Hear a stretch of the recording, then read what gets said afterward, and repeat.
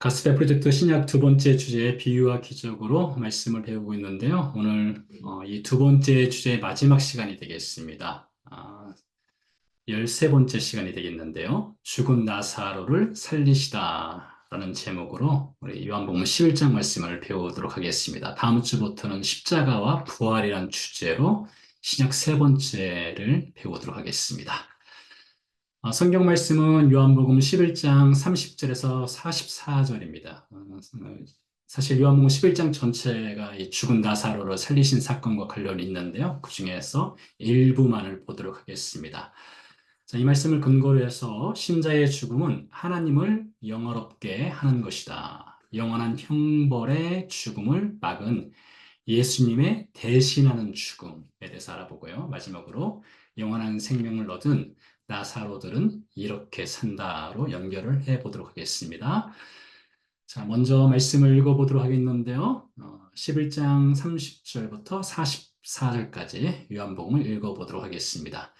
예수는 아직 마을로 들어오지 아니하시고 마르다가 맞이했던 곳에 그대로 계시더라. 마리아와 함께 집에 있어 위로하던 유대인들은 그가 급히 일어나 나가는 것을 보고 곡하러 무덤에 가는 줄로 생각하고 따라가더니 마리아가 예수 계신 곳에 가서 배웠고 그 발 앞에 엎드려 이르되 주께서 여기 계셨더라면 내 오라버니가 죽지 아니하였겠나이다 하더라. 예수께서 그가 우는 것과 또 함께 온 유대인들이 우는 것을 보시고 심령에 비통히 여기시고 불쌍히 여기사 이르시되 그를 어디 두었느냐 이르되 주여 와서 보옵소서 하니 예수께서 눈물을 흘리시더라. 이에 유대인들이 말하되 보라 그를 얼마나 사랑하셨는가 하며 그중 어떤 일은 말하되 맹인의 눈을 뜨게 한 이 사람이 그 사람은 죽지 않게 할 수 없었더냐 하더라. 이에 예수께서 다시 속으로 비통히 여기시며 무덤에 가시니 무덤이 굴이라 돌로 막았거늘 예수께서 이르시되 돌을 옮겨 놓으라 하시니 그 죽은 자의 누이 마르다가 이르되 주여 죽은 지가 나흘이 되었음에 벌써 냄새가 나나이다.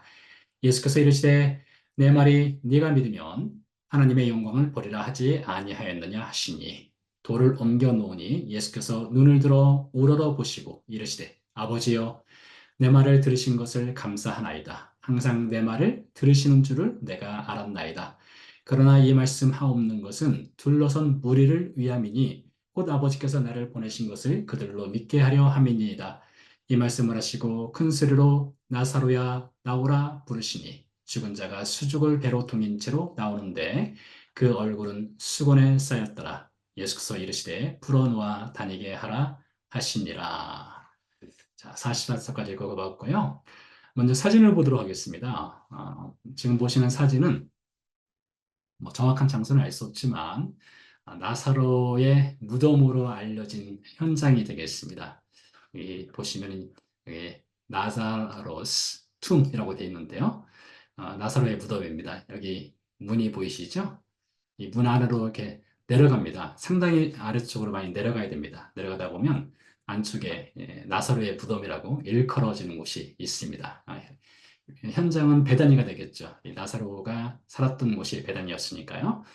자, 오른편의 사진을 보시면은 돌문이 있습니다. 여기는 갈릴리에서 발견된 예수님 시대 당시에 묘지가 되겠습니다. 보시면 상당히 큰 돌로 이 무덤문을 막아 놓았던 그 현장을 확인할 수가 있겠습니다. 오늘도 그 나사로의 무덤에서 돌문을 옮겨 놓아라 예수님 말씀하셨지 않습니까? 네, 그런 돌문이에요. 자, 이 아래쪽에 보시면 여기는 엠마오에서 발견된 것입니다. 엠마오에서 발견된 또 다른 무덤 형태가 되겠는데요. 위에서 보시는 갈릴리에서 발견된 이 돌문은 둥근 형태의 돌문인데 이 아래쪽에 보시면은 이 돌문의 형태가 다른 것을 볼 수가 있습니다. 직사각형 모양이고요. 상당히 작습니다. 저도 직접 가서 보았는데요. 한 사람이 겨우 기어 들어갈 만한 그런 사이즈의 돌문이 되겠습니다. 그러니까 여러 형태의 도문이 있다라고 볼 수가 있겠죠. 예수님 같은 경우는 아주 큰 돌로 예수님의 무덤을 이제 막아 놓기도 했습니다. 나사로의 무덤 역시 아마 이런 형태든 혹은 이 작은 형태든 돌문으로 나사로의 무덤을 이렇게 막아 놓았을 것이다. 라고 추정을 해볼 수가 있겠습니다. 자, 오늘 말씀드린 대로 이제 신자의 죽음은 하나님을 영화롭게 하는 것이다. 먼저 들어가 보도록 하겠습니다. 오늘 나사로가 죽었지 않습니까? 자, 우리의 삶은 이런 것 같습니다. 먼저 우리는 출생하죠. 누구나 다 태어나는 때가 있지 않습니까? 그리고 또 죽음의 때가 있습니다. 히브리서 9장 27절 말씀해 보니까 한 번 죽는 것은 사람에게 정해진 것이요 그 후에는 심판이 있으리니 라고 했습니다. 이 죽음이라고 하는 것은 정해진 것이고 누구도 피할 수 없는 것이죠. 때문에 우리 신자들은 이 죽음을 향해서 가고 있는 이 인생길을 살아가는데 죽음을 향해 가는 인생길을 무엇으로 채울 것인가? 이것이 우리에게 주어진 하나의 미션 혹은 소명이라고 할 수가 있겠죠. 무엇으로 우리는 채워갈 것인가? 참 고민이 되는 주제라고 생각을 합니다. 자, 수도원에 가면요. 저는 이스라엘에 살면서 이스라엘에 있는 수도원들을 꽤 많이 방문을 해보았는데요. 예, 수도원에 가면 수도원 그 교회 예배당 안에 묘지가 있습니다. 물론 우리가 다니는 교회 예배당 안에는 그런 묘지가 없죠. 근데 예수님 시대 이후에 세워진 아마 요즘도 그럴 것 같은데요. 그 수도원에 들어가면 예배당 아래 바닥에 수도사들의 묘를 세워놓습니다. 그리고 수도원 수도사들의 옷은 대부분 검은색이나 짙은 갈색 계통의 옷을 입습니다. 왜 그럴까요? 왜 수도원 안에 이렇게 묘지를 놓고 또 수도사들이 검은색 옷을 입을까요?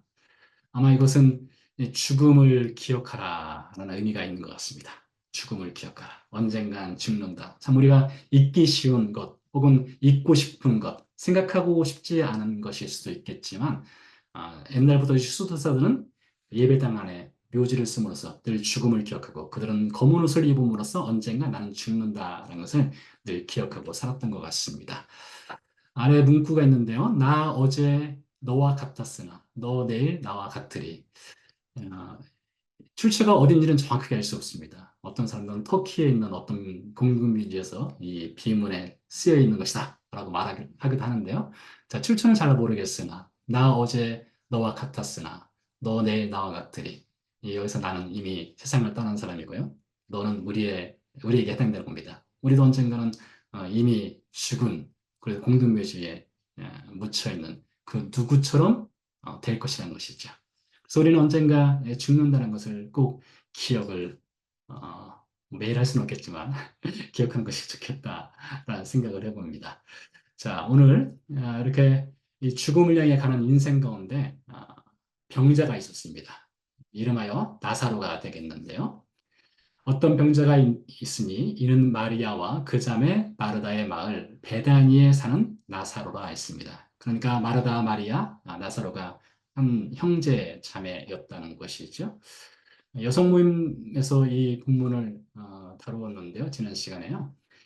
이 나사로의 나이가 그렇게 많지는 않았을 것 같습니다. 왜냐하면 결혼을 했다는 이야기가 없거든요. 아마 보통 유대 남자들 같은 경우는 20대 전에 결혼을 합니다. 전통적으로. 그렇게 본다고 할 때 10대였거나 노총각이었다 하더라도 20대를 이렇게 훌쩍 넘지는 않았을 것 같습니다. 그러니까 젊은 나이였다라고 볼 수가 있겠죠. 상당히 젊은 나이에 병이 들었습니다.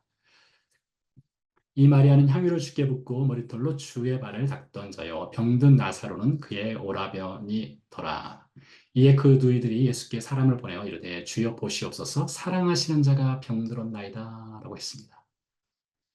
예수님이 나사로와 마르다, 마리아를 사랑했다라는 표현이 요한복음 11장 5절 말씀에 등장하는데요. 예수님이 사랑하시는 자가 병이 들었어요. 아마 중환병에 걸린 것 같습니다. 그래서 사람을 보낸 것이 되겠죠.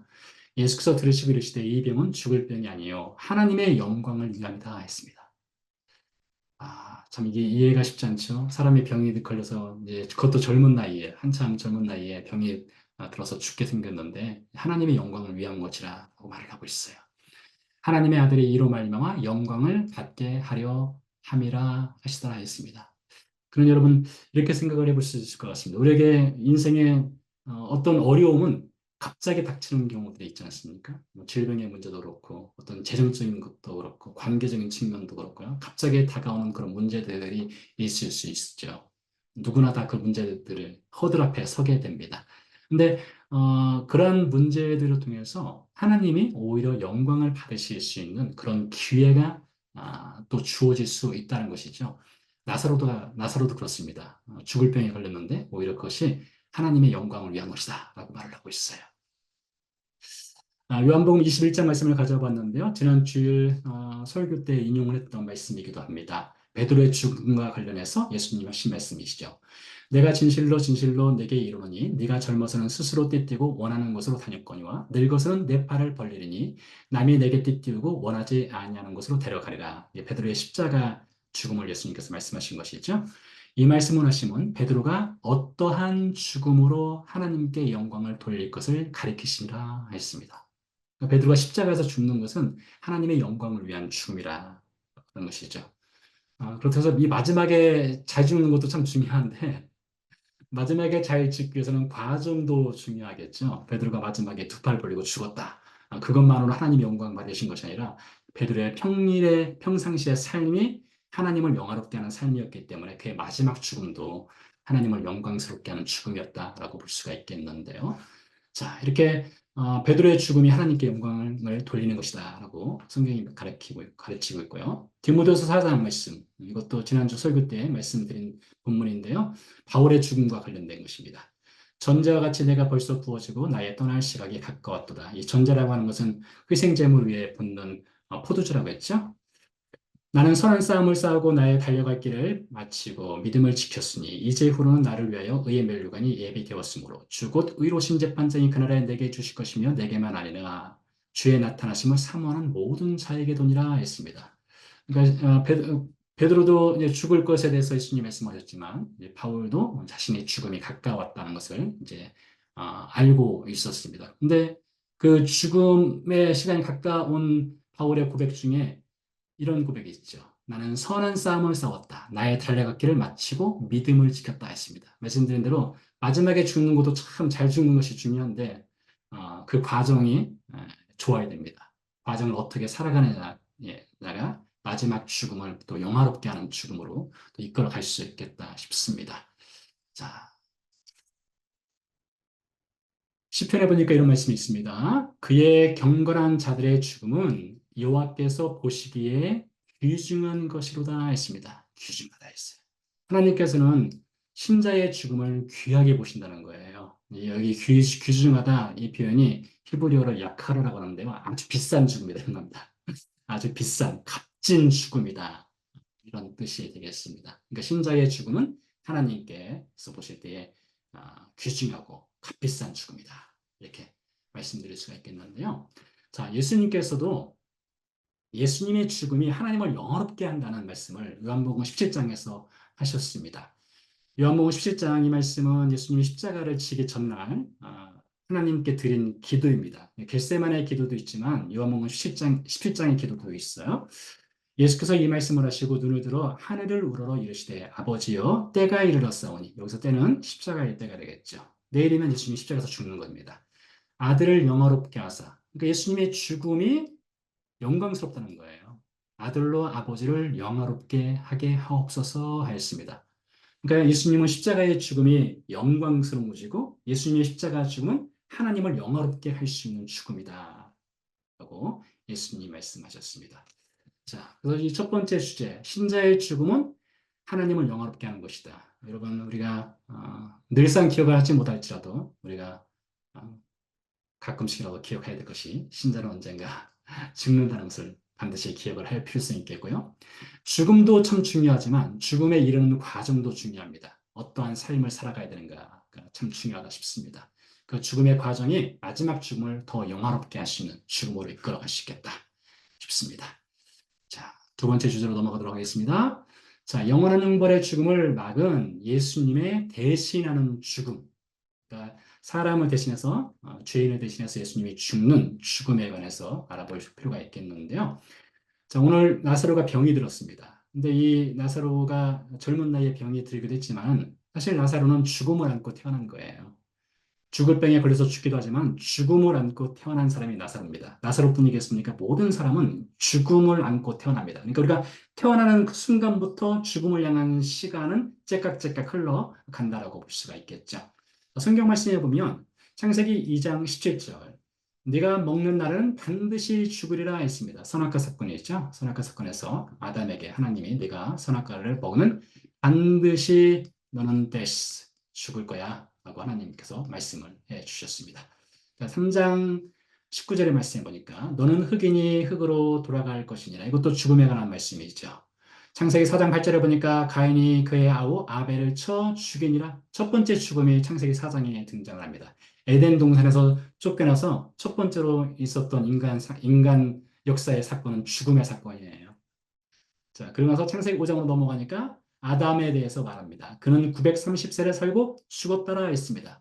그럼 여러분 창세기 2장, 3장, 4장, 5장 이야기의 중요한 주제 중에 하나가 인간의 죽음에 관한 이야기입니다.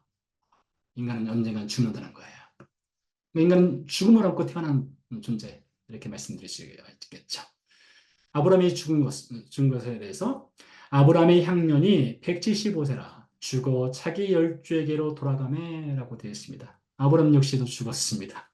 죽음은 그 누구도 피할 수 없다는 것을 성경이 이렇게 반복적으로 이야기를 해주고 있습니다.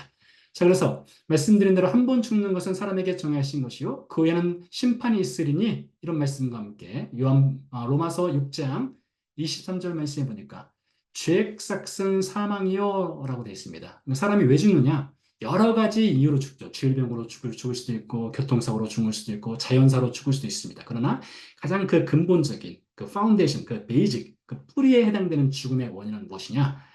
죄의 싹슨 사망이라고 했으니까 죄 때문에 사람이 죽는 것입니다.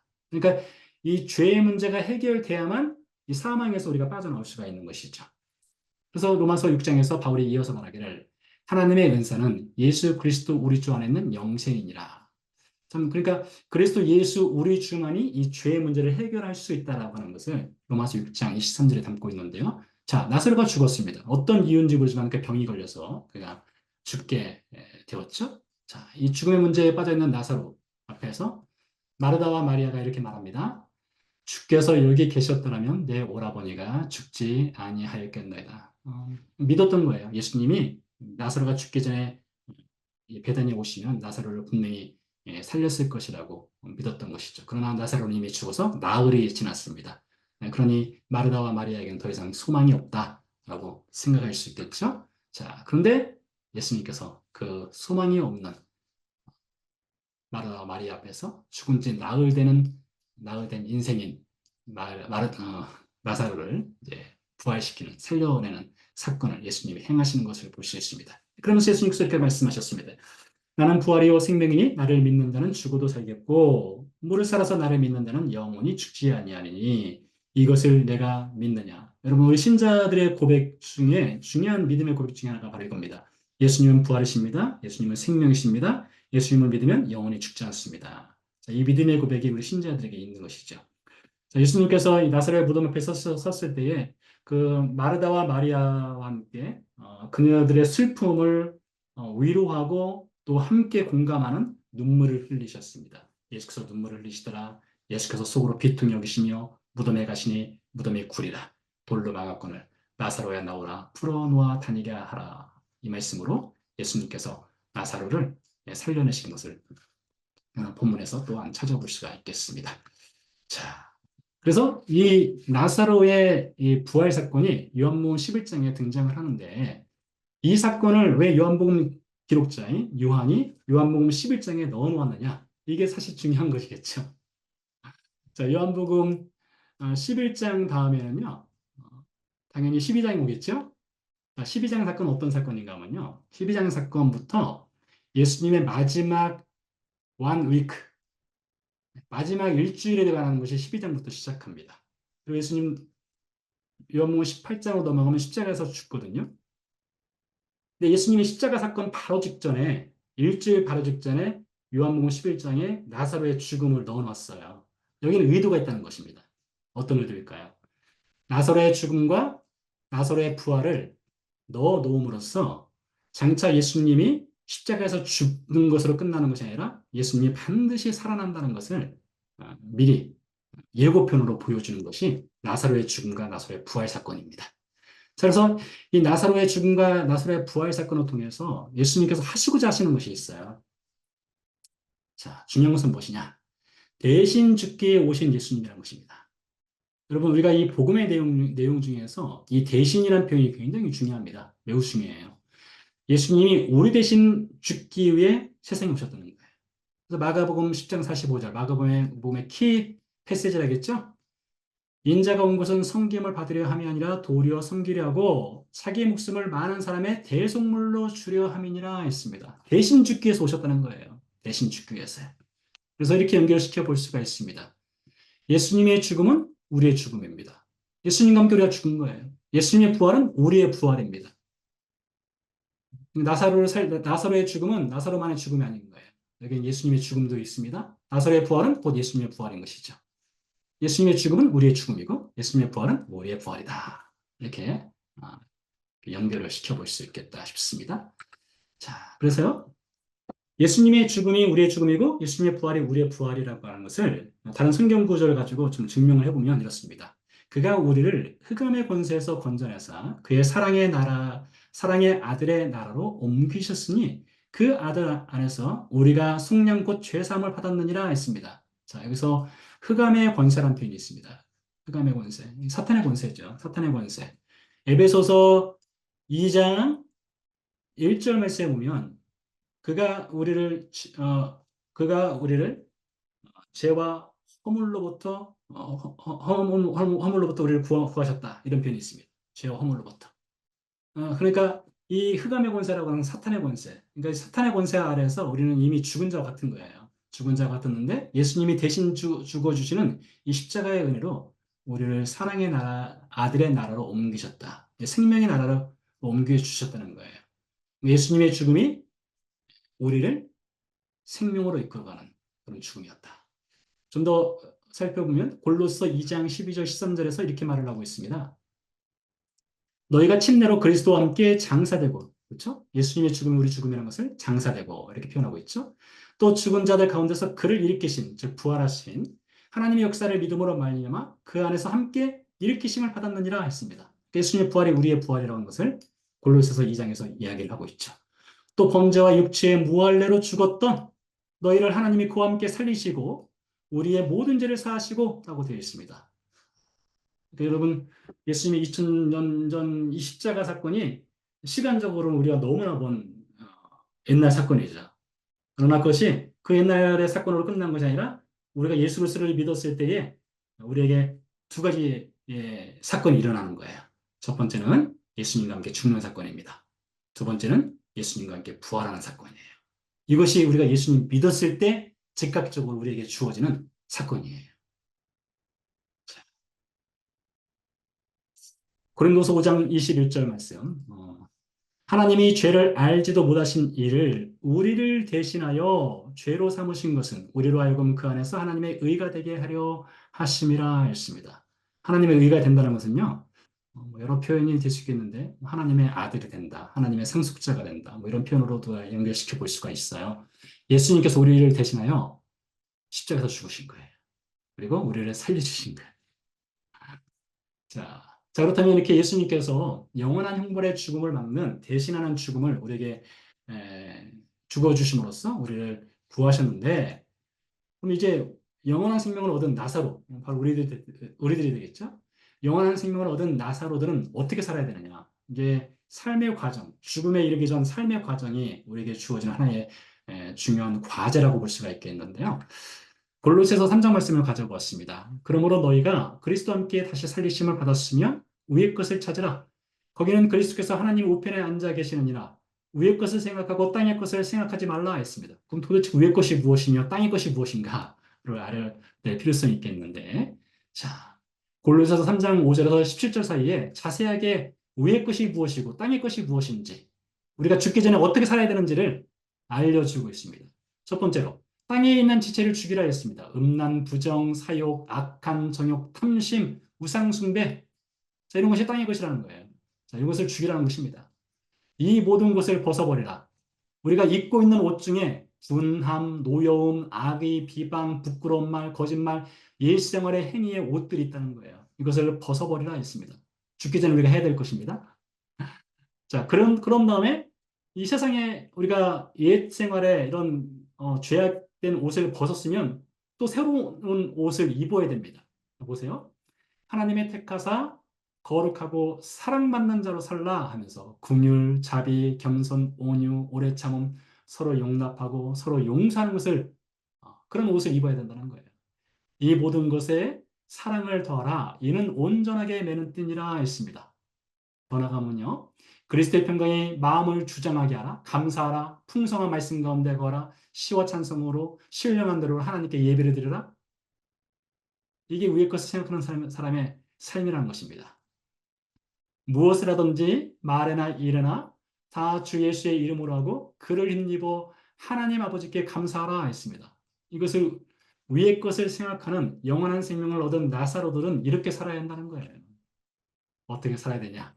골로새서 3장 5절 말씀 이하를 기억하시면 되겠습니다. 자, 그래서 결론적으로 이렇게 말씀드릴 수가 있습니다. 전도서 12장 말씀에 보니까 일의 결국을 다 들었으니 여러분 우리가 오늘 말씀을 들었습니다. 사람은 죽습니다. 예수님이 그 죽음을 대신 영원한 형벌의 죽음을 대신하기 위해서 십자가에서 죽어 주셨습니다. 그리고 우리에게 영원한 생명을 주셨습니다. 영원한 생명을 얻은 나사로들은 어떻게 되느냐? 일의 결국을 다 들었으니 하나님을 경외하고 그의 명령들을 지킬지어다. 지킨다는 건 순종하라는 거예요. 이것이 모든 사람의 본분이라 했습니다. 우리가 당연히 해야 될 것이라는 거예요. 당연히. 하나님은 모든 행위와 모든 은밀한 일을 선악간에 심판하시리라 했습니다. 이 그림을 보세요. 허들입니다. 육상 경기에 허들 경기가 있지 않습니까? 이 허들 경기에 이 허들 높이는요, 선수들이 충분히 건너뛸 만한 높이입니다.